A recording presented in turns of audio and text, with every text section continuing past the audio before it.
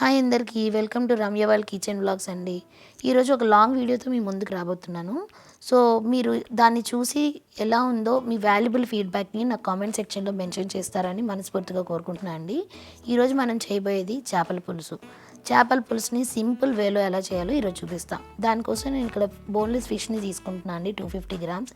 దాన్ని మ్యారినేట్ చేసి పక్కన పెట్టుకున్నా. ఆ తర్వాత ఒక ప్యాన్లో ఆయిల్ వేసుకొని ఆనియన్స్, పచ్చిమిర్చి, కరివేపాకు యాడ్ చేసి బాగా ఫ్రై అవనిచ్చానండి. అవి బాగా ఫ్రై అయిన తర్వాత ఒక 2 టేబుల్ స్పూన్స్ అల్లం వెల్లుల్లి పేస్ట్ని నేను తీసుకున్నా. సో అల్లం వెల్లుల్లి పేస్ట్ ఇది హోమ్ మేడ్ అండి, నేను ఇంట్లోనే చేసుకున్నాను. సో ఇది బాగా కుక్ అయిన తర్వాత ఇందులోకి నేను ఒక 3 టమాటాలని మిక్సీ చేసి దీనిలో యాడ్ చేస్తున్నా అండి.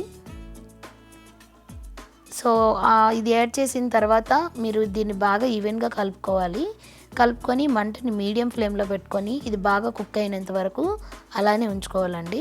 మూత పెట్టి ఉంచాలి. సో కొంచెం ఒక 2 మినిట్స్ కుక్ అయిన తర్వాత మూత తీసి దాన్ని బాగా కలుపుకుంటే మీకు ఇందులోంచి ఆయిల్ అనేది సపరేట్ అవుతుందండి. ఆయిల్ సపరేట్ అయిన తర్వాత మనం ఏమైతే మ్యారినేట్ చేసి పెట్టుకున్నామో సో ఆ ఫిషెస్ని ఇక్కడ యాడ్ చేస్తున్నాను నేను.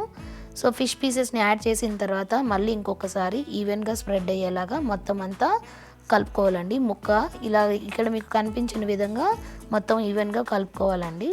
కలుపుకున్న తర్వాత మళ్ళీ మూత పెట్టి కొంచెం సేపు పక్కన పెట్టిన తర్వాత పక్కన మనం ఏదైతే ముందుగా చేసి పెట్టుకున్నామో చింతపండు పులుసుని దాన్ని ఇందులో యాడ్ చేసుకోవాలి. నేను ఇక్కడ 1 గ్లాస్ చింతపండు పులుపుకి 1/2 గ్లాస్ వాటర్ని యాడ్ చేశానండి. యాడ్ చేసి మొత్తం ముక్కకి గ్రేవీ అన్నీ కలిసేలాగా ఈవెన్గా కలుపుకున్నాను నేను. సో అలాంటి టైంలో మంటని కొంచెం లో ఫ్లేమ్లో పెట్టుకోవాలి.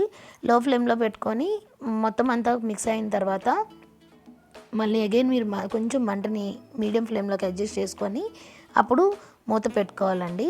కాసేపు మూత పెట్టుకొని దాన్ని అలాగే ఒక 10 to 15 మినిట్స్ వరకు బాగా కుక్ అవనివ్వాలి. సో అలా మూత పెట్టుకొని కుక్ అయిన తర్వాత మళ్ళీ ఒకసారి 15 మినిట్స్ తర్వాత మళ్ళీ తీసి ఇందులోకి నేను హోమ్ మేడ్ ఫిష్ మసాలాని యాడ్ చేస్తున్నా అండి. ఫిష్ మసాలా నేను ఇంట్లోనే చేసుకున్నా.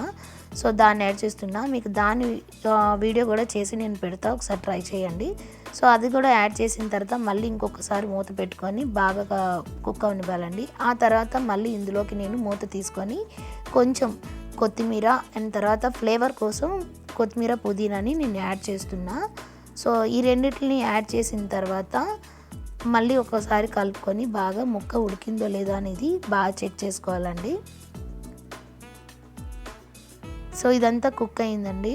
మీకు ఇది యాడ్ చేసిన తర్వాత మళ్ళీ ఒక్కసారి ఈవెన్గా కలుపుకొని అంతా స్ప్రెడ్ అయిన తర్వాత ఒక్కసారి ముక్క ఎలా ఉడికిందో లేదో చెక్ చేద్దాం. ముక్క ఉడికిపోయిందండి. సో ఇంకా స్టవ్ ఆఫ్ చేసుకొని కొత్తిమీరతో గార్నిష్ చేసుకుంటే వేడి వేడి చేపల పులుసు రెడీ.